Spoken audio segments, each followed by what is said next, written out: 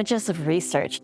It's a competition where graduate students have to come up with a single image that conveys what their thesis research is about.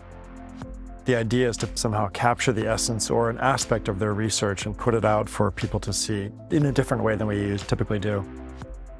To actually incorporate not just the research, but also to have it interesting to an audience, I think was the most challenging part.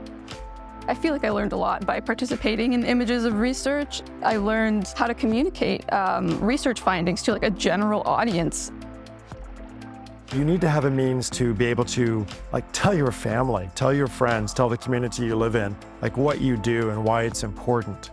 Encouraging graduate students to look at their work through a different lens, figuratively and literally speaking, is really a good way to help them reframe their own work.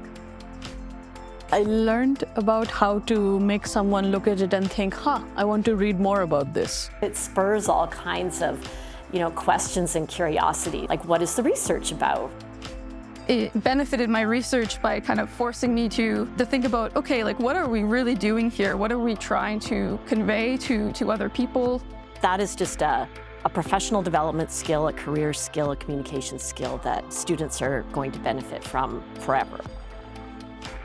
These images are permanent. The images are ingested into the repository that the library keeps. And so in 100 years, there'll be all these images and people will look at them and say, wow, they were doing some really interesting things back then.